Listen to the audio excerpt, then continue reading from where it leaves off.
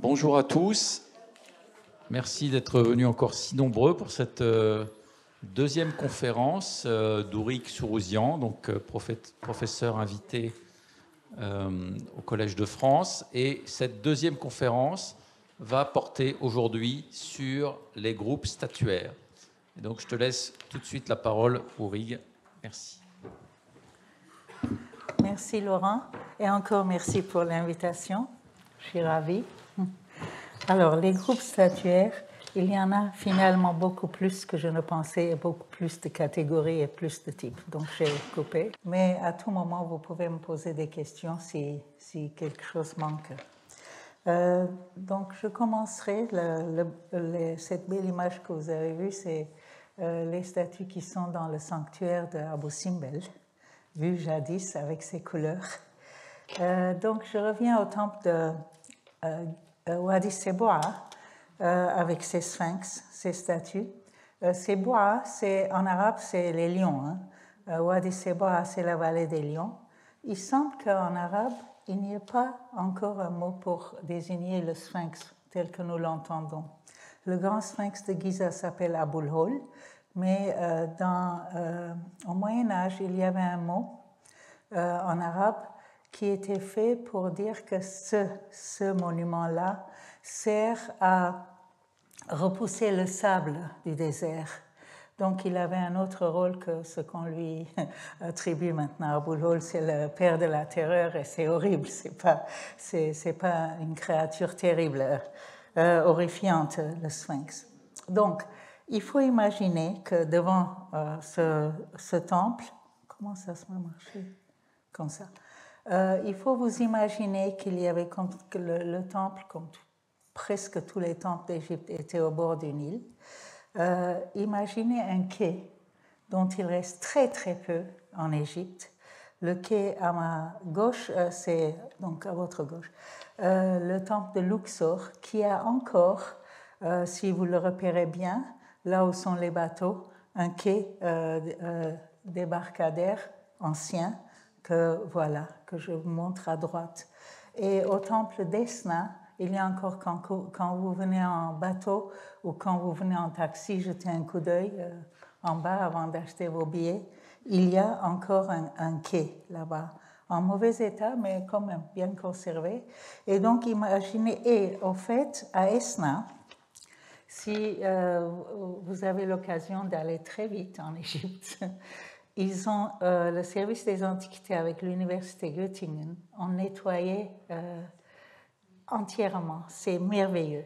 Je vous ai mis un petit peu une petite image là pour vous donner l'envie de voir ça. C'est absolument fabuleux.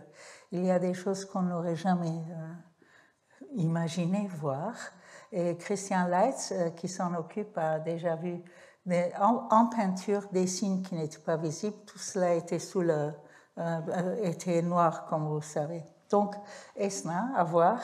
Et il y a aussi, et il faut imaginer un quai débarcadère, une rampe pour les bateaux comme ici à Karnak.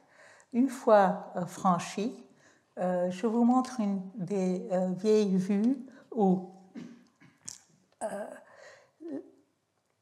l'avenue processionnelle qui menait vers l'entrée du temple était complètement ensablée, comme vous voyez là avec une image de Francis Firth.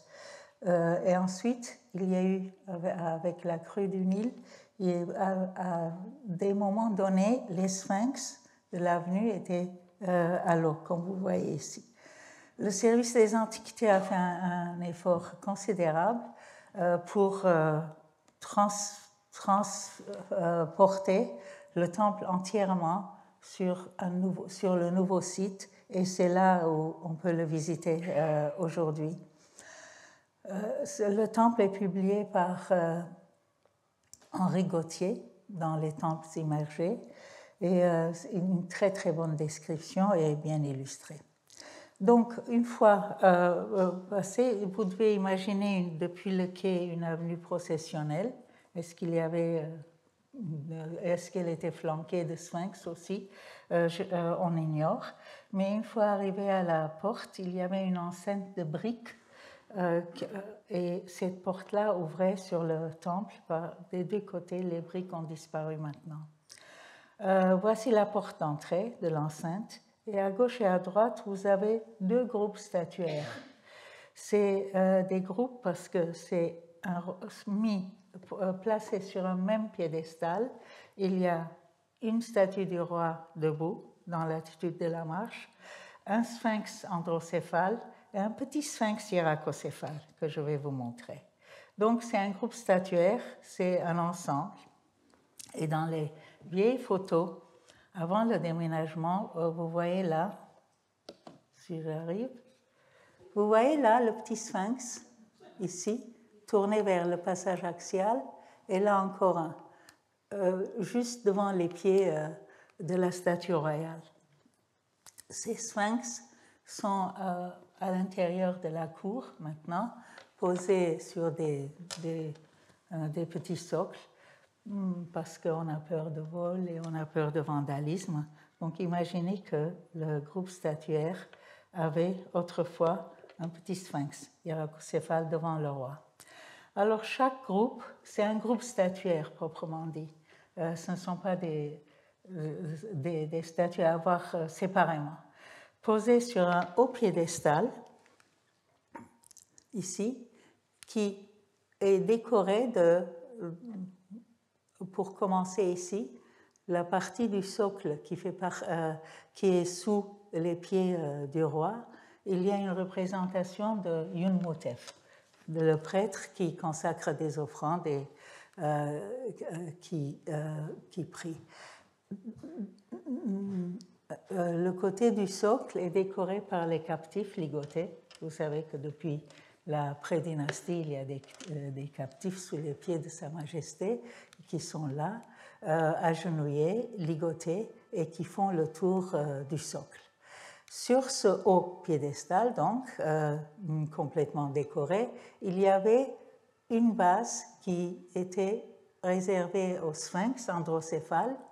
La base est inscrite avec la titulature de Ramsès II. Et voici la statue. Je vous ai montré brièvement comment le costume, qui était la chaîne-dite normale plissée, a changé sous la XVIIIe dynastie au cours des règnes de Thoutmôsis IV et d'Amenhotep III. C'est ce pagne avec le pagne d'apparat avec un tablier bien ouvragé que porte le roi. Il est debout dans l'attitude classique, le pied gauche avancé, et il porte comme coiffure, il a le némès, par-dessus le némès, la double couronne. Cette double couronne a aussi été ajoutée au némès habituel au cours de la XVIIIe dynastie. De l'autre côté, voilà la photo ancienne où vous voyez quelques détails mieux éclairés. Les captifs et le petit sphinx à tête de faucon qui est tourné vers le passage axial. De l'autre côté, c'est en miroir, en symétrie, c'est la même, mais pas pour la jambe. La jambe avancée, c'est la gauche. Vous voyez le pagne retenu par une ceinture qui est décorée de zigzags. Et dans la boucle de la ceinture, il y a le nom royal. De la ceinture tombe la tête de guépard, qui est très en vogue depuis la XVIIIe dynastie. Alors, ça se répète ici. Là, c'est beaucoup plus clair.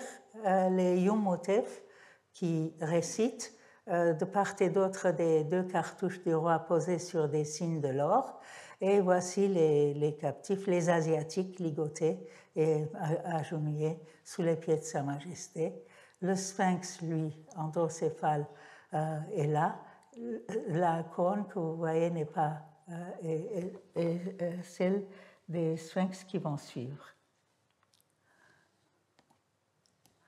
Encore la photo ancienne avec le petit sphinx. Et quand on passe, maintenant on voit de l'autre côté, du côté du temple, et là ce sont les tentes pendant les travaux du déménagement du temple. Toutes ces photos en noir et blanc sont courtoisie du Centre de documentation. C'est des archives du Conseil suprême des Antiquités gardées au Centre de documentation. Donc, la porte franchie ici, vous arrivez dans une première cour qui, elle aussi, était bordée de sphinx individuels cette fois. En voici, je vous montre un exemple mieux conservé. Il y en avait 6. Les numéros en rouge se réfèrent à mon catalogue de la statuaire des statues royales de la 19e dynastie. Vous pouvez consulter. L'IFAO a fait non seulement un excellent travail d'édition, mais encore vous pouvez télécharger free of, sans... je ne sais pas si j'ai, mais le site de l'IFAO est connu. Vous pouvez télécharger et voir. Donc ça, c'est le numéro 251. Ces sphinx-là, androcéphales, posés, ont eux-mêmes une base posée sur un socle plus haut et où il y a à nouveau les Yumbutif qui donnent sur le passage axial cette fois.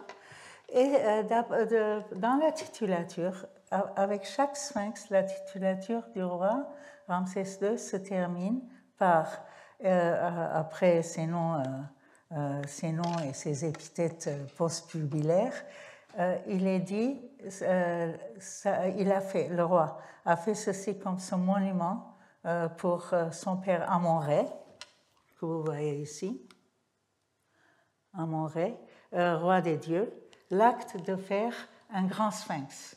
Donc ces sphinx-là, et l'écriture se répète sur tous les 6 sphinx, donc ceci est fait pour Amon-Ré, roi des dieux, ce sphinx-là. Il a le visage humain emprunté au roi, parce que le roi donateur du temple prête aussi ses traits au dieu à qui il fait la donation. Et il porte, comme j'ai dit, par-dessus le némès, la couronne, la double couronne. Ça, c'est un des sphinx sur le côté gauche, quand vous êtes dans le passage. Encore un dont la tête n'est plus à Wadi Sebora. Il y a eu, il y a quelques années, une exposition de Returned Objects, des objets rapatriés. Vous voyez là le panneau au musée du Caire. Et la tête et une partie de la couronne étaient exposées là-bas. En ce moment, je ne suis plus retournée à Wadi Sebora depuis le temps où j'ai pris les photos. Je ne sais pas si la tête a été remise ou non. Si quelqu'un y est allé, me dise. Et donc, la tête est officiellement au musée égyptien du Caire. Quand on passe donc à nouveau, on franchit cette fois la porte de cette cour et on arrive dans une deuxième cour où il y a maintenant une autre catégorie de sphinx, des sphinx hiéracocéphales beaucoup plus grands qui protègent le roi contre leur poitrail. Ça, c'est un type extrêmement original. En statuaire colossale, c'est assez rare. Vous voyez ici le faucon. Et les 4 faucons qui sont représentés avec le roi contre leur poitrail, ce sont les différents Horus. Horus de Miam, Horus de... Je crois que j'avais mis les noms là. Attendez. Oui, Horus seigneur de Mecha, de Miam, de Baki et de Behedet, respectivement. Donc, ce sont 4 formes d'apparition du dieu Horus, dans ce cas, en sphinx. Et devant leur poitrail, il y a le roi. Malheureusement, cette statue-là, ça c'est une vieille photo, le haut du roi n'existe plus en ce moment à Wadi Sebora. Et je ne sais pas encore, je n'en suis pas arrivée à situer où c'est, mais ça devrait exister dans une des réserves d'Aswan ou de là. En tout cas, belle photo du centre de documentation que vous voyez ici, avec le roi debout, jambe gauche avancée, portant le némès et mettant les mains à plat sur une longue jupe qui, elle aussi, a un devanteau très, très ouvragé qui se termine avec une frise du reilly. Donc, c'est un tablier d'orfèvrerie où il y avait aussi de l'or, naturellement. Et ça, c'est aussi très en vogue à l'époque ramesside, cette longue jupe. Dans les représentations, vous la voyez, elle est presque transparente. Et ici, elle est solide. Donc, en voilà un de profil, avec la titulature royale. Cette fois, il n'y a pas de captif ligoté. Et donc, j'avais commencé par dire que le lion, depuis l'époque prédynastique, est présente partout. Je n'avais pas eu le temps de vous montrer des représentations de sphinx et de griffons, de sphinx hiéracocéphale justement, piétinant les ennemis représentés au départ à l'entame des chaussées des pyramides d'Abou-Sir, par exemple, à Sahouré. Donc le lion existe toujours. À un moment donné, il va changer d'aspect, mais il sera présent dans l'architecture. Et n'oubliez jamais que la statuaire fait partie intégrante de l'architecture du temple. Donc le lion sera présent sous tous ces aspects, avec toutes ces catégories, tous les types qui le caractérisent, jusqu'à l'époque romaine. Au temple de Philae, vous verrez deux des plus récents sphinx de l'histoire de l'art égyptien. Donc voici quelques exemples de l'Ancien Empire. Par exemple, cette figure de lion trouvée à Hierakonpolis, en Échen, dans le dépôt, un des dépôts, et puis deux sphinx trouvés dans l'ensemble funéraire de Sahouré, et là, deux sphinx de l'Ancien Empire, un au Metropolitan Museum of Art et l'autre au Musée du Caire. Vous voyez, c'est une crinière très stylisée, rendue en bas-relief sur les épaules et sur le dos, scindée au milieu, là. Et souvenez-vous de cette manière de présenter à l'Ancien Empire, et vous verrez comment cela va évoluer.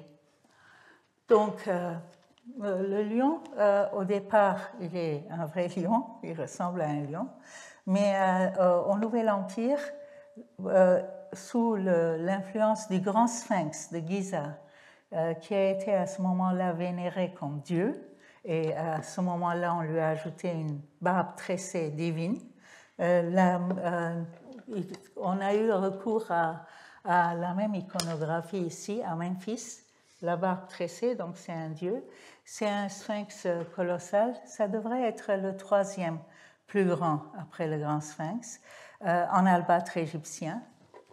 Et je vous montre cette photo ancienne par nostalgie, parce que maintenant c'est complètement différent quand vous visitez Mitraïna. Les palmiers et tout cela, c'est très nostalgique.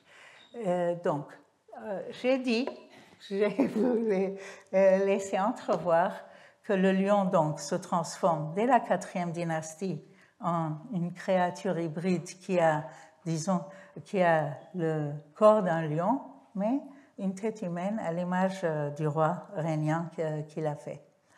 Comme M. Yoyot une fois m'a dit, les sphinx sont à des lions à tête d'homme, pas des sphinx, ou il faut mieux dire à tête d'homme. Donc je retiens. La tête d'homme, l'homme étant le roi naturellement, il n'y a pas de sphinx de particulier, il n'y en a pas. Il y a un tout petit sphinx, peut-être prédynastique, trouvé à Giza par Krömer, qui a une tête avec une coiffure frisée. C'est le seul sphinx que je connaisse qui n'est pas de Némès ou qui n'est pas une autre coiffure divine ou royale. Donc c'est toujours le roi ou le dieu, comme vous avez vu, le représentant de Dieu. Donc, moi, je pense à ce que Rainer Stadelmann avait dit jadis, que le grand sphinx de Giza, c'est l'œuvre de Khéops et non pas de Khéphren. Et il a ses arguments. Je vous laisse lire. J'ai mis là les articles. Et il en a d'autres, mais j'ai fait un choix.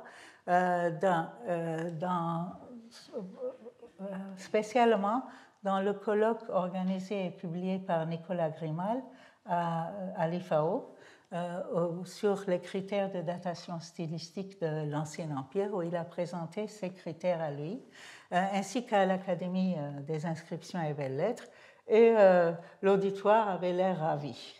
Mais contre cette opinion, qui est fondée sur certains critères assez convaincants, mais on n'a pas de nom sur le monument, donc tout est ouvert. Et l'attribution à Kefren, à laquelle tiennent Mark Lehner, Zahi Hawass, depuis longtemps, et ils sont l'auteur de cette représentation, il y en a des deux côtés, qui vous montre le Sphinx donc, au Nouvel Empire, avec l'ajout d'une barbe tressée, dont il y a des morceaux au musée du Caire, un autre au British Museum, devant lequel il y avait un roi, dont on n'a aucun fragment, mais il y a des stèles à Giza, trouvées par Selim Hassan, les stèles où il y a des représentations d'individus qui adorent le Sphinx et où il y a aussi les pyramides représentées parfois. Donc, au départ, et ça n'existe pas en vérité, on n'a pas de nom. Le nom de Kefren, le successeur de Khéops, vient uniquement du fait que longtemps plus tard, quand Thoutmôsis IV était prince sous la 18e dynastie et qui a laissé la stèle qui est entre les pattes du grand sphinx, qui dit avoir vu en rêve, il était prince, il allait à la chasse comme le faisaient les princes dans le désert qui entoure le sphinx. Il a vu en rêve le sphinx lui dire « si tu me désables », il avait les flancs complètement ensablés, « si tu me désables, tu seras couronné roi ». Donc, c'est ce qu'il fit, et il fut couronné roi. Alors, à la fin de la stèle, le texte dit « alors, Sa Majesté est allée visiter telle chapelle, la chapelle d'Isis et des divinités, puis il y a une lacune, et de Kefren ». Cela ne veut pas dire que c'est Kefren. Et même de tant de siècles après, ce n'est pas un argument. Donc, je ne crois pas à ça. Mes arguments sont, d'abord, malgré tous les efforts de Mark Lehner de faire superposer les faces de Kefren et du Sphinx, moi, je ne suis pas convaincue. Et les arguments d'autres qui disent qu'on ne peut pas comparer le grand Sphinx, le plus grand des monuments égyptiens, avec la petite statue de Khéops. Si, on peut. Les archéologues classiques comparent avec des médailles pour dater des têtes des statues. Donc, ce n'est pas un argument contre. En plus, moi, je pense, mon argument à moi, c'est que d'abord, le grand Sphinx n'avait pas de barbe. Or, Khéops, la petite statue, n'a pas de barbe non plus. Kefren a toujours la barbe. Les statues que vous voyez acéphales et qui semblent ne pas avoir de barbe, ça fausse votre impression parce qu'à la 4e dynastie, la barbe, le tenon, arrive jusqu'au cou. Donc, vous ne voyez pas la barbe si vous n'avez que le bas de la statue. Donc, ça, c'est à retenir aussi. Et ce que je pense, moi, c'est que si, à la 6e dynastie, sous le règne de Pépi, voici la mission japonaise de l'université Waseda a découvert à Saqqara, dans un sanctuaire rupestre, un dépôt de statues, parmi lesquelles, en terre cuite, un lion, que voici, qui a, ça c'est un article de Nozomu Kawai, dont à qui j'ai emprunté ces photos. Le lion donc, comme un lion accroupi, entre les pattes, il y a d'abord le nom de Khéops. À lire du côté de la personne qui est là. Et voici, il reste de l'image de Khéops son pied, une partie de son pied gauche avancé. Ça veut dire qu'il y avait une statue du Khéops, tout petit ici, contre le poitrail du Sphinx, comme ceux que vous avez vus plus tard, adossé au poitrail. Et avec ce dépôt, il y avait plusieurs statues d'une déesse à tête de lion, debout, l'une tenant un papyrus même, donc c'est la future Sekhmet, une déesse lionne, sans nom, mais encastrée de part et d'autre de ses jambes, deux petites statues royales représentées en enfant, le doigt à la bouche, qui sont nommés, l'un est Khéops et l'autre Pépi.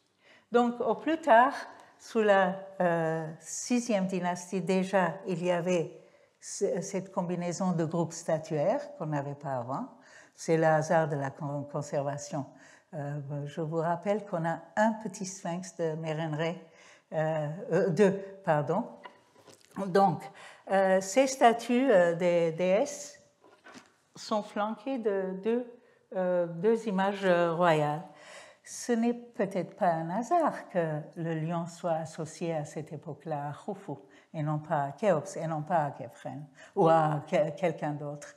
Donc, sous la 6e dynastie, je pense que ça, c'est un bon argument. J'ai dit cela à l'auteur, Nozomu Kawai. Il a commencé à réfléchir et j'attends le retour de sa réflexion. En tout cas, voici qui nous met au début des groupes statuaires, encore petits, modestes, mais vous allez voir comment ça va grandir. Le lion ou la lionne, quant à elle, elle existe dans les temples funéraires depuis au moins, elle existe en forme de figurine, comme vous avez vu, à Éléphantine ou à Nechen, ou dans les sites du Delta. Mais dans le temple funéraire de Snofru, Fakhri a trouvé ce petit fragment où la déesse lionne embrasse le roi Snofru. En fouillant le temple funéraire, le temple de la vallée de la pyramide rhomboïdale de Snofru. De la 4e dynastie, la même déesse apparaît dans 3 dyades. L'une, il ne reste que le trône avec quelques bribes d'écriture, je ne la montre pas, mais c'est là qui a été trouvée à Giza, autour du temple de Khéphren même, qui représente, vous voyez, assis sur un même trône, sans dossier, le roi ici, et une déesse, avec la robe qui s'arrête aux chevilles, et qui est nommée, c'est la déesse Bastet. Bastet, à Tel Basta, à Bubastis, était vénérée depuis la haute époque. Et là, à l'Ancien Empire, elle a déjà un temple. Avant que le temple s'agrandisse et devienne le temple gigantesque que vous voyez quand vous visitez Bubastis, il y a de l'autre côté de la rue un temple de la 6e dynastie qui est sur les traces d'un temple plus ancien. Donc la déesse Bastet est la déesse lionne à cette époque-là, vénérée, qui plus tard changera de nom, elle deviendra Sekhmet, où ce sont des aspects différents et des noms différents de la même puissance divine qui se manifeste en lionne. Alors, une des premières représentations du Siamatawi ici, en haut relief, sur le dos, avec un dieu Nil qui s'avance en apportant un plateau d'offrande, comme vous voyez ici. Cette dyade en gneiss, ou en ce qu'on appelle le Khéphren diorite, est au musée du Caire.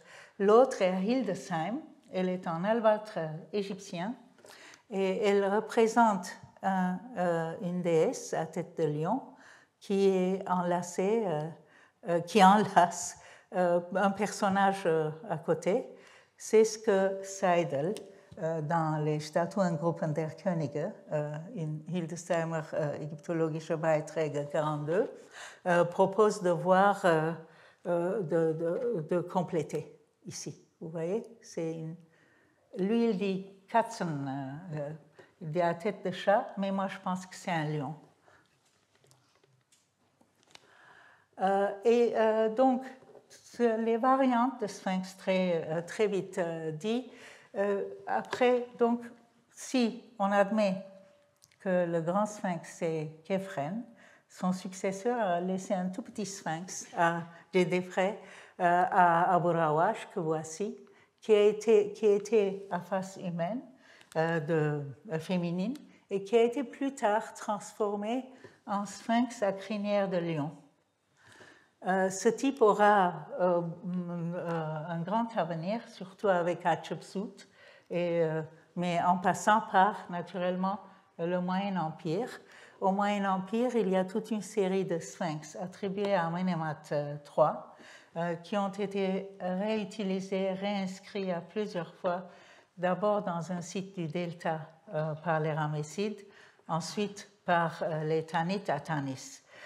Donc, ces sphinx-là, il y en avait 6, un cassé dans le jardin du musée du Caire, les autres étaient à l'intérieur. Maintenant, il faut que vous cherchiez. L'un est au Grand Musée, l'autre est dans un autre musée, et donc il ne reste plus qu'un au musée du Caire. Ce sphinx avait la variante de ça, il y avait même une diade de sphinx trouvée par Lavi Pabashi et publiée. Et là, vous voyez un des sphinx à crinière de lion de Hatshepsut qui vient de Deir el-Bahri. L'un est au Caire, l'autre au musée, au Metropolitan Museum au Fard. Donc, le type perdure et une autre variante de sphinx, et ça c'est penser au petit Khéops devant le poitrail du lion. Ceci se répète ici avec un sphinx du Moyen Empire attribué à Amenemhat III aussi qui vient d'El-Kab. C'est en calcaire. Et vous voyez, c'est la même attitude, la crinière de lion, le visage humain, la barbe royale, et entre les pattes, il y a un personnage, Borchardt, qui a publié ceci pour la première fois, n'était pas sûr, et j'ai discuté avec tous les conservateurs du musée du Caire, nous sommes allés avec des torches, des lumières. Ce n'est pas très très clair, c'est une dame, est-ce que c'est une reine, c'est une déesse, elle a une sorte de couronne, mais ce n'est pas sûr. J'espère que quelqu'un publiera ce sphinx dûment et on saura. En tout cas, voici le début des sphinx maintenant, c'est-à-dire de l'être hybride, mi-lion, mi-homme, à crinière de lion, qui débute ici au Moyen Empire, de 12e dynastie. Le type va se développer en plusieurs variantes, c'est des feuillets que vous tournez et vous trouvez soudain. Exercez-vous toujours à regarder les différences et qu'est-ce qui change, qu'est-ce qui apparaît. Et ça, c'est un bon exercice. Et puis, ça vous donne des critères de datation. Donc, sous le règne d'Amenemhat II, voici le même type qui se répète avec une petite statue qui a été trouvée dans la cour de la Cachette et que voici. J'ai eu la chance d'avoir de très très belles photos du musée du Caire, mais cette statue est maintenant au Grand Musée égyptien. Elle n'est plus au Caire. Donc, voici, posée sur un haut socle qui a la forme d'un naos, avec une corniche à gauche et un tore qui fait le tour du socle. Voici un bélier accroupi avec les jambes repliées vers l'arrière et protégeant contre son poitrail une statuette du roi Amenhotep II, debout dans l'attitude de la marche et portant le panier court devant au triangulaire sur lequel vous verrez, ça deviendra ensuite, c'était déjà la grande mode au Moyen Empire, le roi est debout et il pose les mains à plat sur son tablier triangulaire. C'est ce type-là. On disait autrefois le type en prière, mais vous avez écouté la communication de l'autre jour de Laurent, par Laurent L', par Olivier Perdu, et vous avez vu que ce geste est celui de l'adoration plutôt. Donc, le geste de l'adoration est un bélier. Un bélier. C'est tout petit, mais c'est le début d'une vraiment grande aventure de représentation de béliers sur les avenues processionnelles et un peu partout. Quand vous allez à Thèbes, vous voyez toutes les catégories.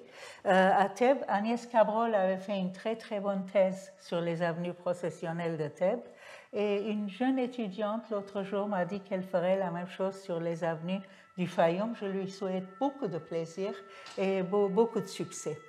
Ce type donc, sous le règne d'Amenhotep III, cette fois, est représenté par d'abord un immense chacal, ici, que j'ai eu le plaisir d'étudier et d'aider à rassembler avec la mission suisse au temple de Meremta, où ce matériel avait été remployé dans les fondations du temple de Meremta et qui provient du temple d'Amenhotep III. C'est avant d'aller travailler là-bas que j'étais ici.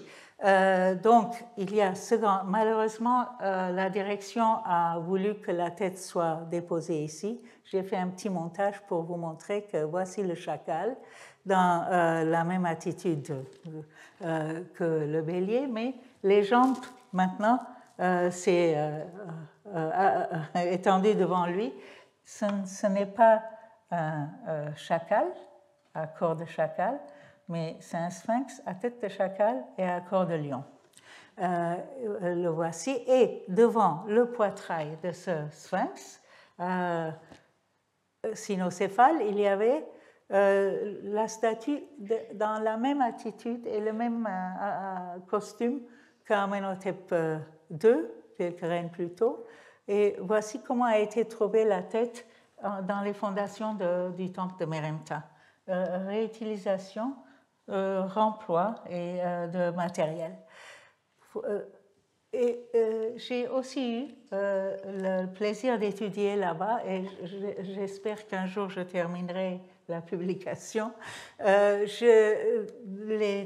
des morceaux d'une très longue avenue de chacal, plus petits, mais ce sont quand même des grands monuments, une avenue bordée de lions cynocéphales mis sur des grands naos. Voici une reconstitution de Gérard Debert ici, avec donc c'est en grès maintenant et en grès polychrome. Voici une très très belle tête de chacal trouvée par Petrie autrefois quand il a fouillé le temple de Meremta, et un morceau de son cou avec une tête. C'est cette tête-là que moi je placerai sous la tête de chacal, mais la direction a décidé d'en faire autrement, c'est plus pittoresque. Il y a un autre buste d'Amenhotep III. Donc voici ça, c'est là. Et tout est fragmenté, tout a été utilisé dans les fondations, vraiment tranché.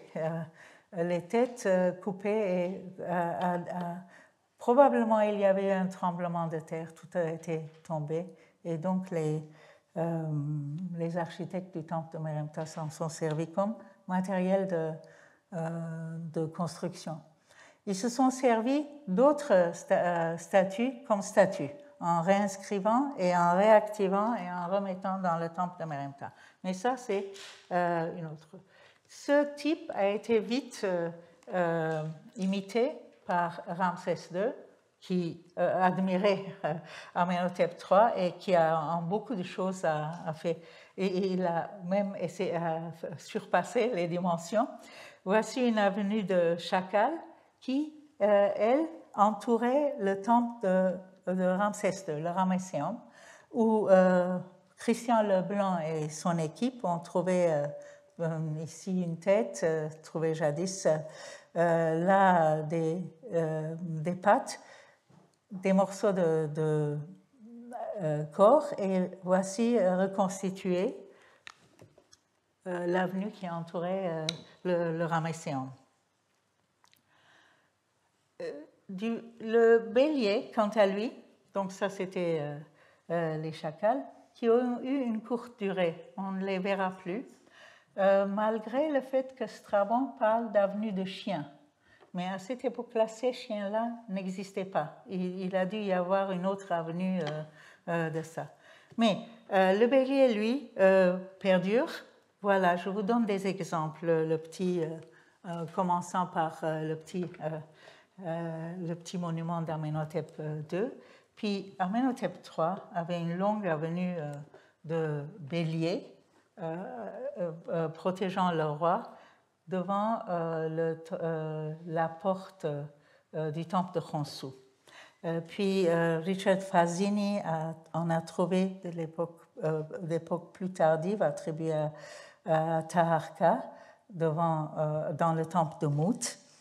Et à Karnak, dans une des avenues qui partait ou qui aboutissait, qui partait du 10e pylône ou aboutissait au 10e pylône, il y a une série de sphinx qui, d'après Tronecker, avait eu, ça c'est le dessin de l'article de Tronecker, représenté non pas des lions ou mais des têtes du roi et de la reine en vis-à-vis. Voici le dessin qui montre.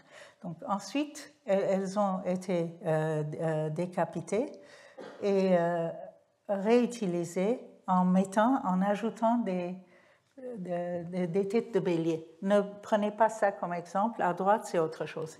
Donc, Jocelyne Berlandini a découvert dans les réserves de Karnak des statues de rois de Toutankhamon qui, lui, avait, en remaniant cette avenue de Sphinx, vous voyez, sur leur poitrail, il y a des longs mortaises.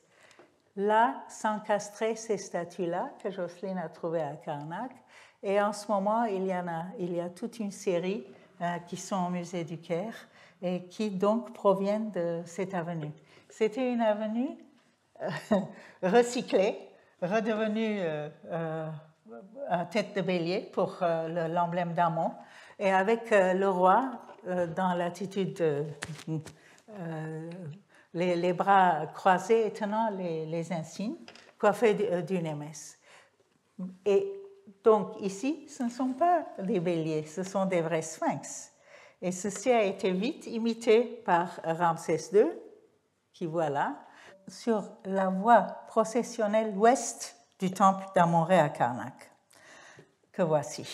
Vous voyez, maintenant, ce sont des vrais lions, ce ne sont plus des béliers.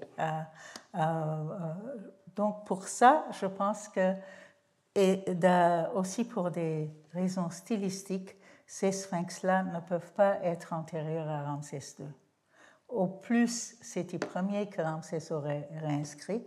Je suis allée les réétudier et c'est à coup sûr Ramsès II. Elles ont été plus tard réinscrites par Pinedjem.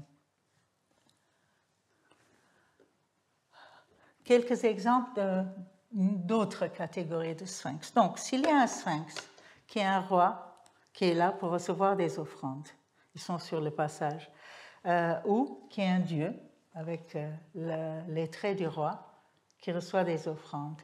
Il y a en contrepartie des sphinx qui offrent. Voici des exemples. Un très bel exemple en bas-relief au temple de Séti Ier à Abydos, à l'entrée de sa chapelle. Et puis des beaux exemples de Ramsès II, celui-là par exemple, qui vient de la cour de la Cachette, ainsi que celui-là, qui sont au musée du Caire. Et donc, en revenant au temple de Wadi Seboa, on a franchi cette avenue de Sphinx qui, déjà, à elle, tout seul, a montré 3 catégories de Sphinx. Et pensez à ceux de Hatshepsut, à Deir el-Bahari, où il y avait aussi une multitude de Sphinx qui ont été fragmentés plus tard, mais que la mission polonaise est en train de restituer. Et il y a de très beaux exemples. Donc ça, c'est... Quand on revient au temple de Wadi Seboa, on voit à l'entrée du pylône, donc on a les sphinx derrière soi, à l'entrée du pylône, 2 statues portent en scène du roi, Ramsès II. L'un est debout et l'autre gît à côté du temple, au nord. Et je trouve que c'est très bien de ne pas la voir remonter parce qu'elle n'a plus de jambes. Et c'est assez romantique comme ça. Et ça fait penser au temps des découvertes, au temps il ne faut pas toujours tout restaurer. Parfois, quand moi je le fais, c'est parce que sinon c'est détruit. Mais si ce n'est pas nécessaire, on ne le fait pas et c'est très joli, je trouve. En revanche, elle n'a pas de jambes, la couronne double est à côté, mais la princesse qui était près de sa jambe gauche est au musée d'Aswan, au musée nubien d'Aswan. Alors, c'est une bonne occasion pour vous parler brièvement de groupes statuaires du couple royal ou de la famille royale. Donc, voici le premier exemple connu, qui est à Munich, publié par Dreyer et... j'ai oublié le nom, j'ai un trou de mémoire, Dreyer et Jack Josephson. C'est un tout petit objet en ivoire qui représente sous un dé 2 personnages assis, c'est le roi et la reine d'après eux. En bas de leur trône, il y a 2 animaux et quand vous le voyez de dos, là, il y a des courtisans accroupis, mais ici, de part et d'autre du couple royal, il y a 2 figures beaucoup plus grandes qui n'ont pas identifié, peut-être des divinités, je ne sais pas, protectrices, je ne peux pas dire. Donc ça, c'est un des premiers exemples de l'apparition du couple royal. Et dans le complexe funéraire de Djoser, il y a ce groupe de 4 pieds, 4 paires de pieds, 2 grands, 2 petits. C'était probablement aussi, je crois, la famille royale qui était représentée, roi et reine avec les jambes plus grandes, comme ce relief de Djoser, d'une chapelle de Djoser, trouvée à Héliopolis et qui est maintenant à Turin, au musée Egizio. Vous voyez, il y a trois dames de la cour qui entourent les jambes du roi. Et la famille royale est toujours présente dans les temples funéraires royaux. Ici, par exemple, les reliefs de Mentuhotep Nephepetре, qui sont entre le Metropolitan Museum et le musée du Caire. Le roi est assis et enlace très, très joliment son épouse, Khemsit. Et là, le roi est debout en tenant un sceptre en forme de papyrus. Le registre inférieur vous montre le couple royal, et ça, vous est bien connu, Akhenaton et Nefertiti qui se présentent toujours ensemble. Et au fur et à mesure que les enfants naissent, ils y ajoutent. Donc là, il y a un relief encore sur une talatat de Karnak. Et à droite, il y a une représentation du couple royal ici, près du lit nuptial. Et c'était publié par Tronecker autrefois. Maintenant, c'est repris par Robert Vernieux, qui... où est parti le relief? Ah, j'ai perdu. Qui m'a fait le plaisir de représenter le baldaquin avec le lit. Mais peut-être ça viendra où je l'ai perdu. J'ai dû raccourcir parce que je n'ai pas beaucoup de temps. Donc, famille royale, c'était l'épouse. Ici, c'est la mère royale. Dans le cas de Mykérinos, ici, à Boston, provenant du temple de la vallée, et là-bas, dans le cas de Thoutmôsis IV, qui est représenté avec son épouse Tia, sa mère, la mère royale Tia. Et trois très très belles images de couples royaux que j'ai empruntées au beau catalogue de Christophe Barbotin au Louvre, tous les trois au Louvre, donc en faïence la reine avec le roi, en cette pierre jaunâtre. Derrière, vous connaissez cette statue, sinon allez au Louvre la voir, il y a le bras de la reine qui enlace le roi, et là une très très belle paire, une statuette qui représente le couple royal d'Akhenaton. Auparavant, il y avait une statue monumentale d'Amenhotep III de la reine, et maintenant les enfants s'y sont ajoutés, 3 princesses, et voici comment ça a été trouvé dans la cour de Médine Tabou autrefois et a été reconstitué au musée du Caire. Moi-même, j'ai eu au temple de Meremta, j'ai eu affaire à un groupe statuaire semblable avec les reines et les princesses représentées non pas en rond de bosse comme ici, mais en bas-relief. Et je reviens à Akhenaton. Donc, il y a Madame Thompson a trouvé à Tel El Amarna une représentation d'une statue de la famille royale que voici. Et c'est une statue parce que c'est posé sur un socle. À University College, il y a en rond de bosse la même représentation avec une princesse qui suit. Et là-bas, le relief que je vous ai montré tout à l'heure et qui va revenir tout à l'heure, où le couple royal est debout ici. Vous voyez les jambes sans doute. Plus tard, Meremta, sous le règne de Meremta, il y a le vizir Panessi qui s'est fait représenter à Der el-Médine avec une statue double du couple royal du temps de Meremta.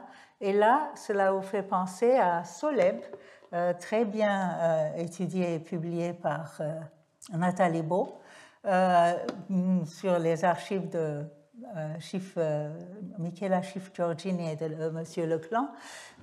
Vous voyez qu'il y a, j'espère que vous voyez bien, le roi assis, la reine et 3 des infantes derrière. Donc, c'est la transposition en 2 dimensions de statue que nous avons. Et ici, c'est une représentation de la statue elle-même, comme celle-là. Et voici ce que Robert Vernieux a eu. C'est pour vous amuser, ça. Vous voyez le relief que vous avez vu. Et maintenant, et le couple que vous avez vu là-bas est là.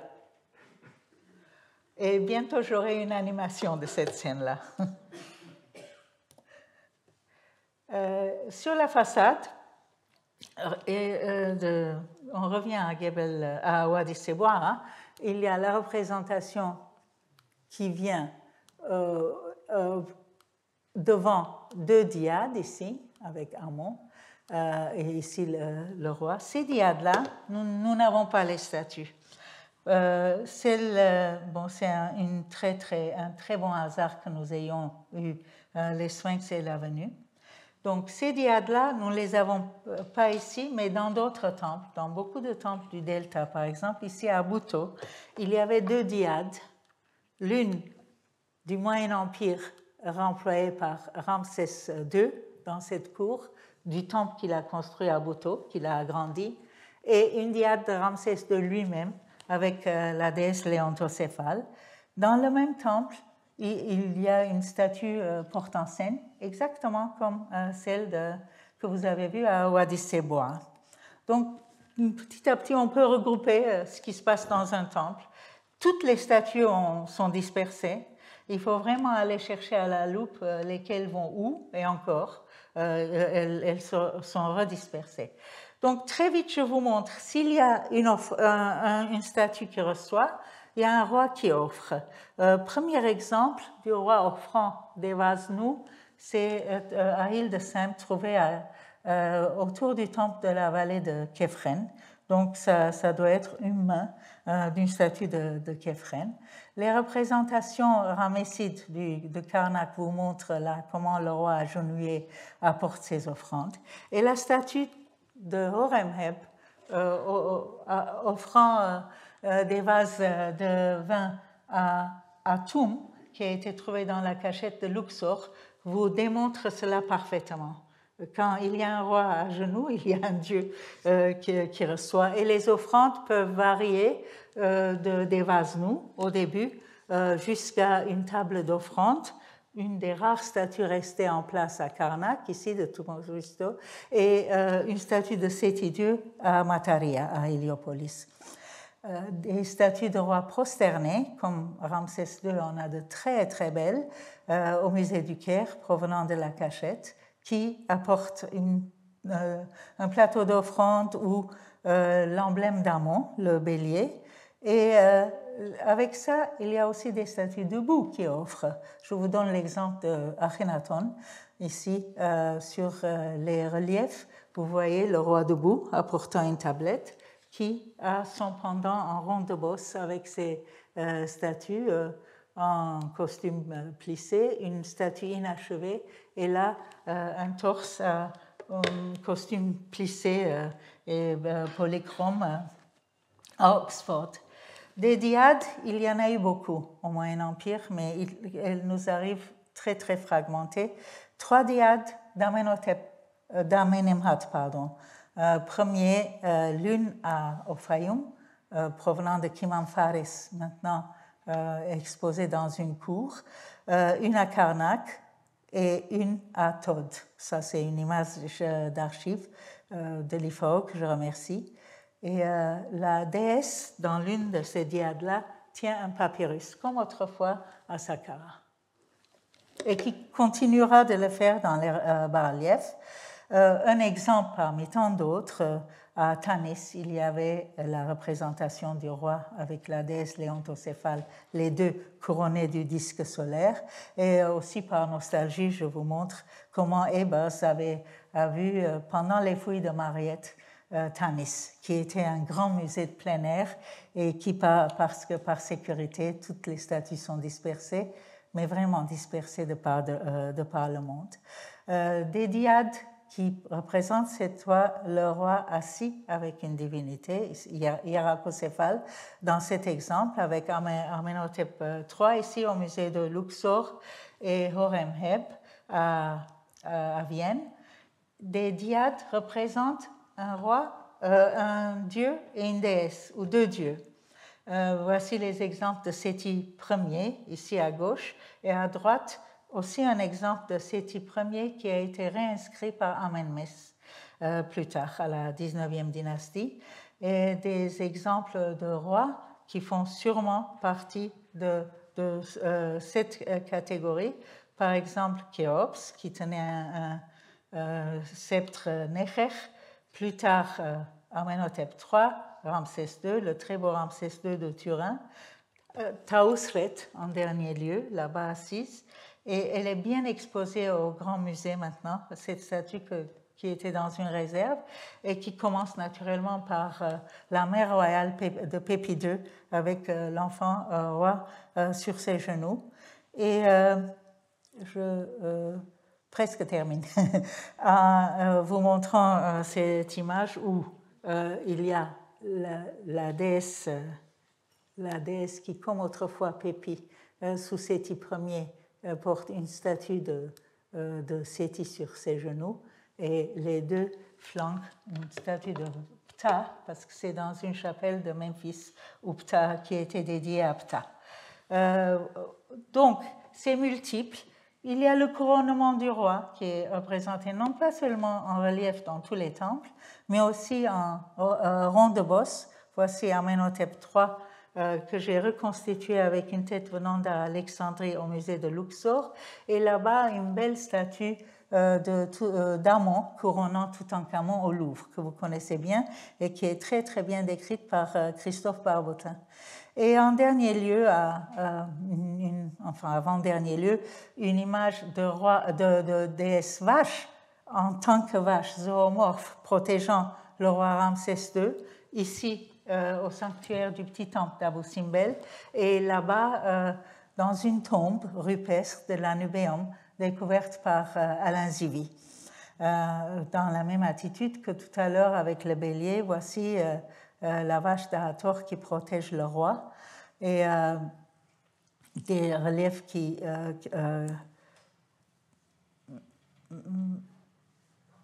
je suis désolée, j'ai une autre version ici.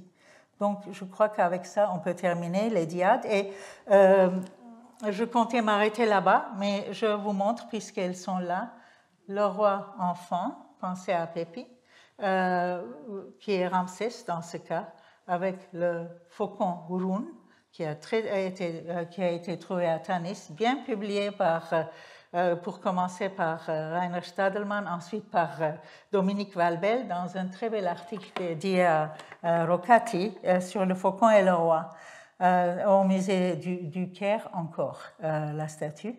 Et je termine avec des images qui ont laissé leur souvenir de groupes de 4 personnages au temple de Wadi Seboa, de part et d'autre de l'entrée au sanctuaire. Vous voyez le roi en compagnie de Chou, Tefnut et Anouket d'une part, de Ptah, Ptah-Tenen et de Hathor de l'autre, à tête de vache, qui met le groupe statuaire a été remplacé par des saints à l'époque chrétienne. Donc, il faut vous imaginer qu'ici, il y avait à la fin du temple de Wadi Seboa, que je vous souhaite visiter. Il y a de très belles croisières sur le lac Nasser. Et Sylvie se souviendra, nous l'avons fait le tour ensemble. Et voici, je vous remercie.